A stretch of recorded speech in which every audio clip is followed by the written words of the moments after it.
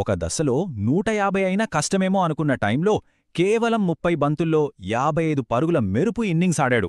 అతని వల్లే సౌతాఫ్రికాకు పోరాడటానికి ఒక మంచి స్కోరు దక్కింది. ఇక న్యూజిలాండ్ చేజింగ్ మొదలైంది. చేజింగ్ అనడం కన్నా విధ్వంసం అనడం కరెక్టేమో. సౌతాఫ్రికా బౌలర్లకు అసలు ఏమాత్రం అవకాశం ఇవ్వలేదు. ఈ పవర్ ప్లే పోలిక ఒక్కటి చాలు మ్యాచ్ ఎలా సాగిందో చెప్పటానికి. సౌతాఫ్రికా మొదటి 6 ఓవర్లలో 2 వికెట్లకు 45 పరుగులు చేస్తే, అదే న్యూజిలాండ్ ఒక్క వికెట్ కూడా నష్టపోకుండా 70 పరుగులు చేసింది. అక్కడే మ్యాచ్ పూర్తిగా కివీస్ చేతుల్లోకి వెళ్ళిపోయింది. వారి దూకుడు మానసికంగా, స్కోర్బోర్డ్ పరంగా సౌతాఫ్రికాను పూర్తిగా వెనక్కి నెట్టేసింది.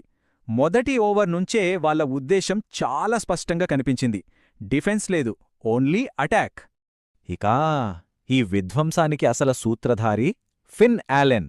అతని ఇన్నింగ్స్ గురించి ఎంత మాట్లాడినా తక్కువే.